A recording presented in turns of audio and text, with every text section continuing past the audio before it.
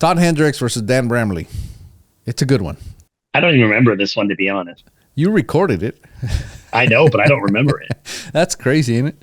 Yeah. Anyway, so Dan Bramley versus Todd Hendricks, F Open match. Subscribe if you haven't. Like this video and share with your friends. And tag Vitovori and Vortex. They're our sponsors. This would not be happening without them. So please. 100%. Give them some love. All right. Let's do this, John. All righty. All right, John. So here we go. We got Todd Hendricks on the right. Yep. Dan Bramley on the left.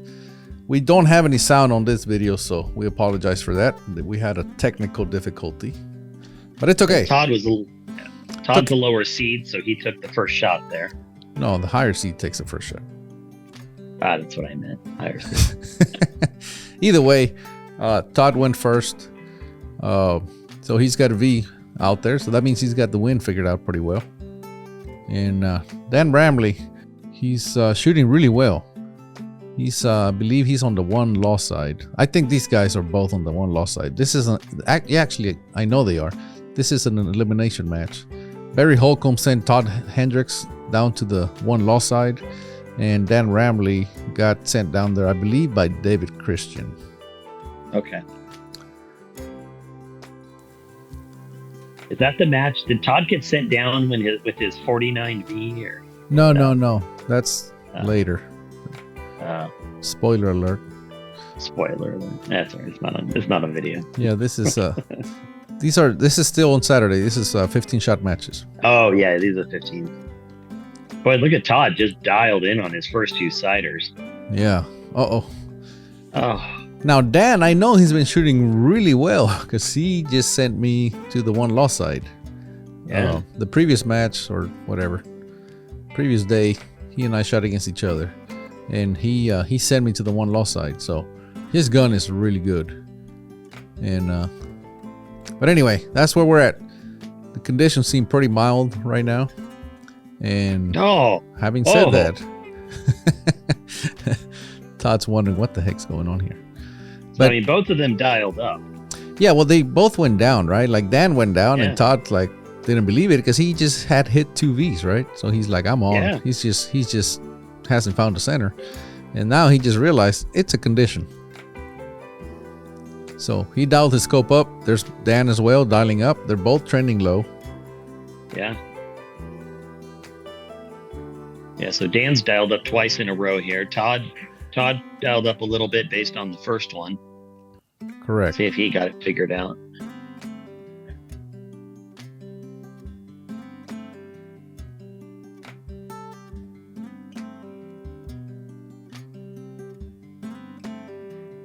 Oh.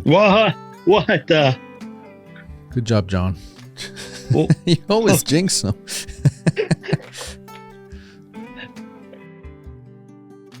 My guess Todd's scratching his head there. My guess is, I don't know. See, it's hard to tell which way the wind's going. Obviously, now that I see that he shot went one way out there because I don't know. I'm guessing he thought it was left to right, and he probably held pretty much right there where it hit. Yeah. And it probably went where he was holding. It's my assumption. Oh. Dan learned something from it. We don't know what, but yeah, enough to get him a 5. So Dan's pretty composed here. He seems to have gotten, hold of it pretty well. Those flags are going right to left now. Yeah. And Dan's going to have 2 shots to string fire at the end. Todd's face. He can't believe it. I mean, he caught it, but he's obviously he thought he was going to be centered up. He's still not quite there. And that's pretty strong right to left now. Look at those flags. Yeah. Oh, man, Dan's on. Looks like Todd's got his hands full here with Dan. Wow. Todd's already down 4, what is that? 3 points. 3. Yeah. 3 points in 5 shots. And we know in open, that's that's an eternity in most matches. Yeah. All right, he found a center. Okay. That's good news.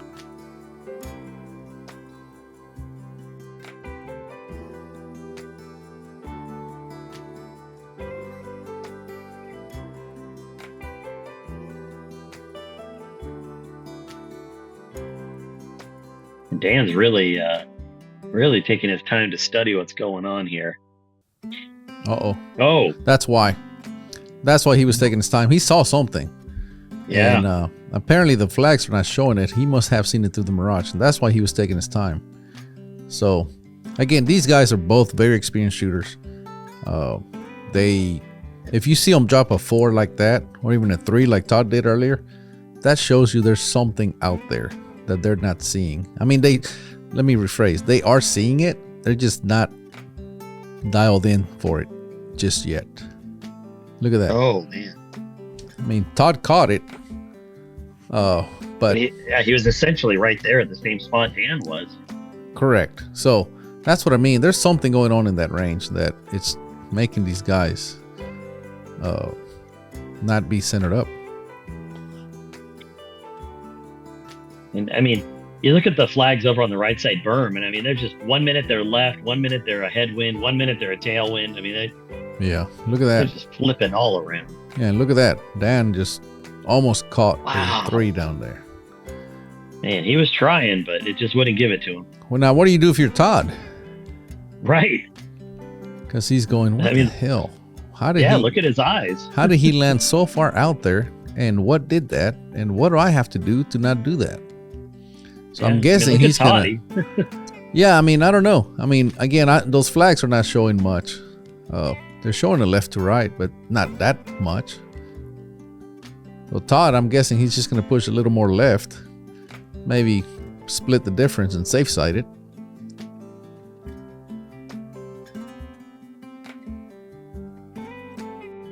Whatever he did, it worked. And he took his time, but it was he paid off on that one. Man, those shots always feel good when they land in there, because you know there was a lot going through his head to make that shot. Now Dan, what does he do? Because he just landed way out there. That's a full MOA, and he's still out there. Look at him. He's wondering.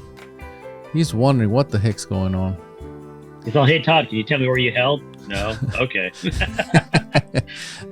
Todd's like, "I aim low. Dial your scope. Elevation."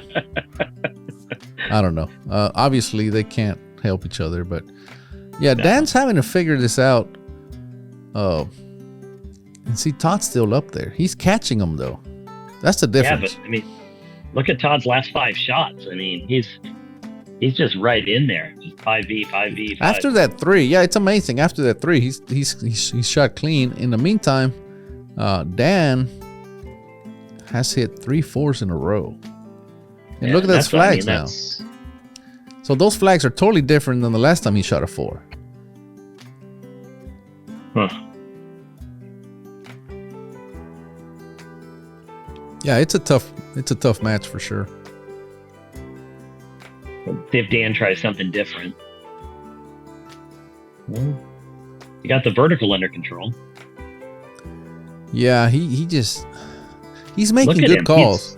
He's making good calls because I guarantee you that those conditions are enough to be shooting 3s out there. And for him to be that close to the 5 shows that he's actually seeing it.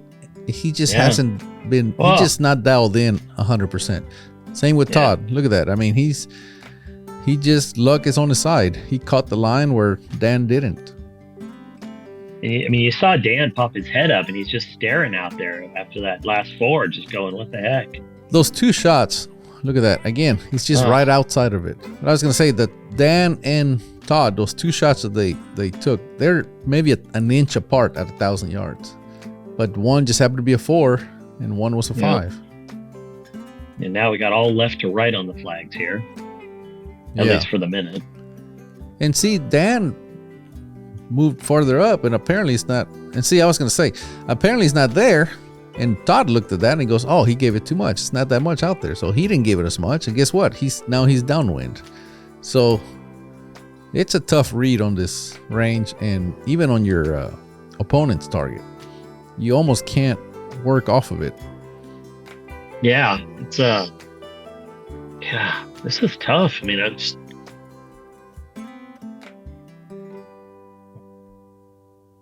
now those flags are more of a kind of angling towards the shooters. They're not standing out as far as they were In the meantime, look at the flags on the left. Completely dead. Mm-hmm. Ooh. Oh, man. Just catching them. Yeah. And, that's what happens when luck is on your side or you're seeing it. You catch those liners and they go your way.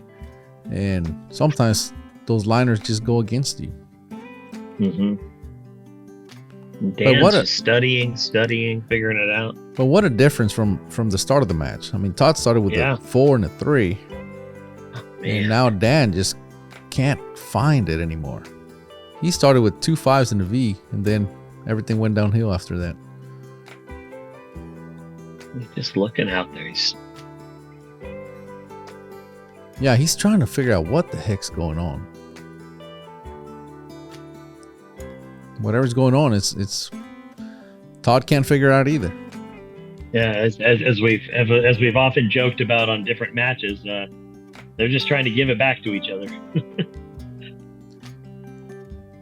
Yeah, I mean, not quite. I mean, Todd, as bad as it looked at the beginning, now he's what is that? 2, 3, 4. He's ahead. I don't even know how many. All right, here we go. Oh, all right. Dan caught it. Dan's got 4 shots left. Todd's only got 3. Oh, Todd got 2 to go. Or 2 to go, yeah.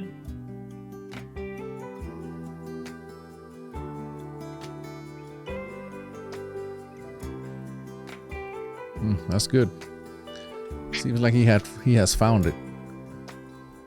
Yeah, and I mean, no matter how many shots Dan has left, if he's got to get to a point where it matters.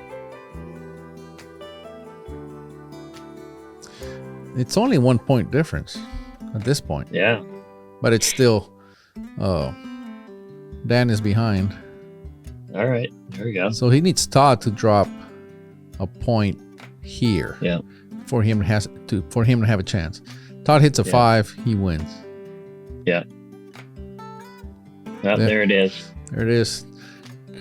Now Todd's done, and Dan he's already lost, but he still can shoot the rest of his shots, which it appears he's going to do. That's what I would do in these conditions. I would keep shooting just to see what's going on out there. Learn something. They still got 2 possible matches. I mean, this is best of 3, so this is only the first match. Yeah, best 2 out of 3. So Dan's obviously just lost this one, but he can still win the next 2.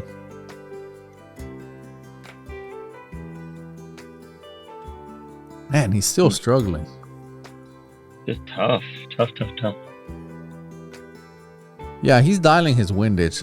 I'm guessing he doesn't think he has a good wind zero. And a bad wind zero in this will just kill you, because it's switching so much that if you don't have a good wind zero, you may be dialed in left to right, but then when it switches, now you're way off. So you can see him just dialing his windage. I'm guessing he's trying to get his rifle centered up. Yeah. Well, there goes the last shot. No, there it is. That's a good sign. Centered up. Yeah. That's a good sign. They just took a break. That's about a 10-minute break or so. And here we go again. Todd shoots a 4. Again, the conditions are totally different now. Those flags on the left are completely dead. The ones on the right can't quite make up their mind. One's kind of showing left, the other one's going right. See if those last shots paid off for Dan. Oh, yeah. Yeah, he's in there.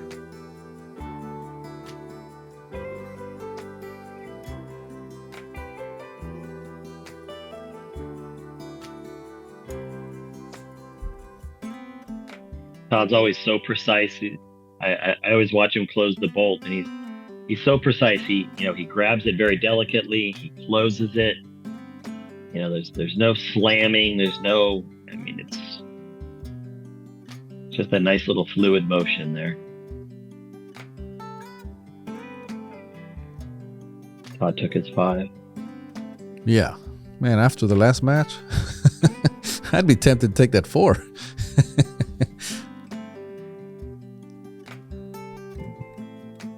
He may have considered it.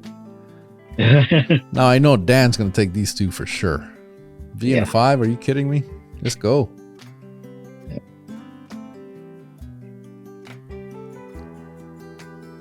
Not seeing quite as much changing on the field as last time, so well, see if they get centered up. Yeah. Seems a little more stable now.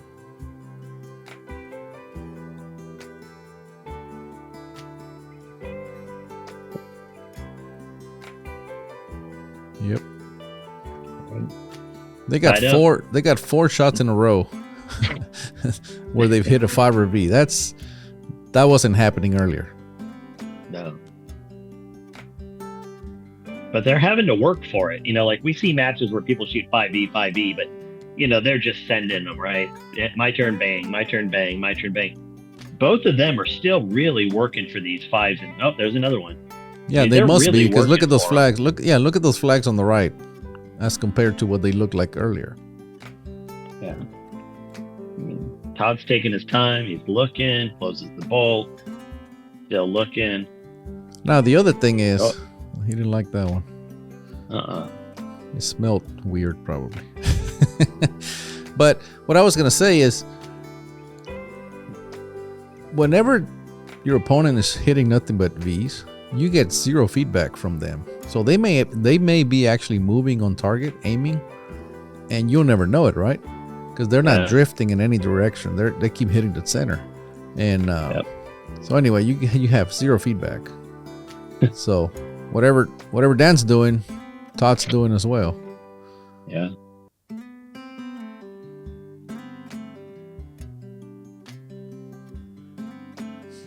I wonder how much value these flags are worth right now. Because they seem to just be sitting there dancing. And look how hard Dan's working for these shots. They both are. I mean, Todd's looking right now. Todd's but Todd's working right now. Just because he's not shooting doesn't mean he's not working. He's looking at those conditions. He's trying to see what's going on. And that's what, these are high-level shooters. Look at Dan right now. He's looking through the spotting scope. Why? Because he's reading his conditions for the next time he has to shoot. Yeah. You got to be working the full time. I often see shooters that when they're not shooting, they're just kind of there. And they only start reading the conditions when they have to shoot. Right. They're both just hammering that. Yeah. Now, these are the same shooters that were shooting the last match. Yeah, 10 or 15 minutes ago. Exactly. And look at the difference.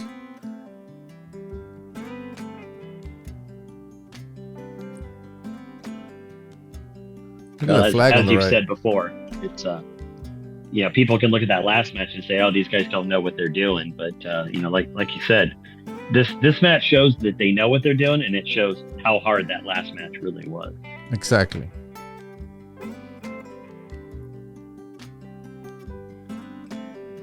Man, boy, they're just hammering. They're tied down to the V count. Yep. Now, keep in mind, if they are tied after 15 shots, they go into sudden death, meaning they just keep shooting till somebody shoots a lesser score. There is no ties.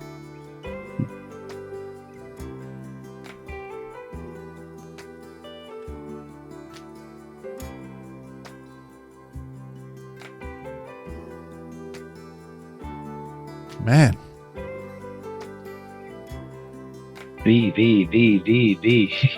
Just hammering.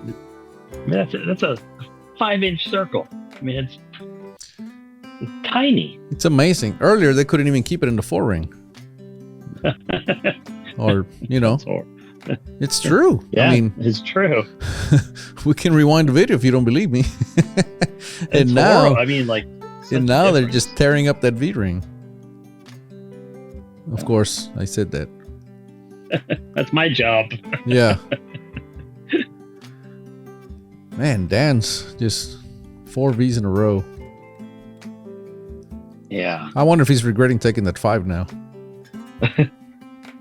We'll see at the end. Look at that. Holy smokes. Oh, golly. He's on. No matter how you're shooting now, though, I mean, I can't fault him for taking the V in 5. I mean, of course, that was a joke. Yeah, absolutely. Yeah, I would have took a 5 in the V. Of course. I mean, we always say hindsight's 20/20, but yeah, but look how well he's shooting. I mean, that's Now look at this contrast. Like they're both shooting amazingly well, but Dan's just shooting a little bit better. But as the score goes, he's 2 Vs ahead. That's drastic.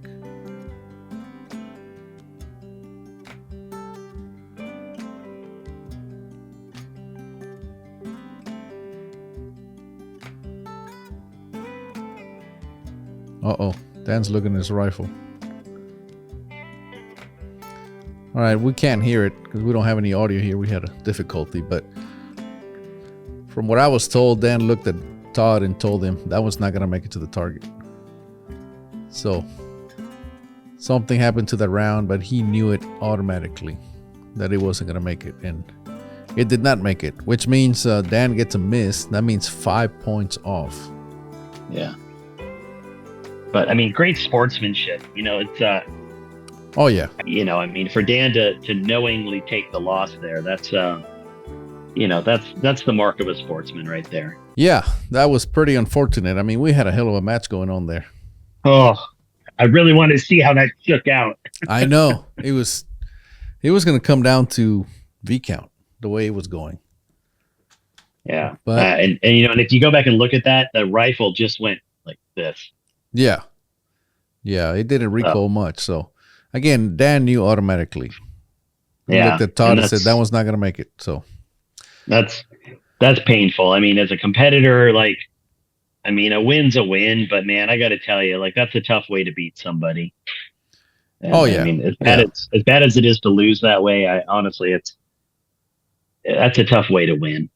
So, I know Todd wouldn't want that to be how it happened. But it's the way it went. Hell, I don't want it to be how it happened. That was a hell of a match. I know. And I mean, the way it was looking, obviously, they still had a lot of shots to go, right? But the way it was looking, Dan would have took that one, which means he would have came down to a third match. Yeah. And you saw how much the conditions can change in 15 minutes. So who knows what would have happened on the third match? It may have been just as wild as the first one or wilder. And then it would have come down to that. Or obviously, we'll never know. But yeah, great match, and good on Dan for you know, great sportsman to just say, "Hey, man, that's on me," and you know, take his loss, and he was eliminated at that point, which means Todd moves on and gets to live for another match. It shows you how crazy this match can be, though. I mean, we talk about it all the time, and I don't know. I hope people, the more they watch these videos, really understand, like, these are brutal matches. I mean, it's you, one other person, 45 rounds or, you know, 30 rounds, depending on the day. And that's it. Like, that's all you get. Stressful. So stressful. I mean, imagine Todd on the first match, he gets going, right? And he hits a 4. Then he hits a 3. In the meantime, Dan's hitting nothing but 5. So he's, you know, you're going, holy crap, I just fell 3 points behind. Now, it may not seem like much, but take the second match and go ahead and fall 3 points behind and see where that puts you. You know, he was 2 Vs behind, and he seemed like he was so far away. So that just shows you how crazy, how different these matches can be from, I mean, 15 minutes. What's the difference? Yeah. And everything looked the same. Rifles, shooters, everything was the same. And it was just drastically different. But it's just amazing. That's how it is. That's how we do it at V Squared. Exactly. All right, man. Thanks, John. Yeah, of course. We'll see you on the next one. Keep them centered. Alrighty.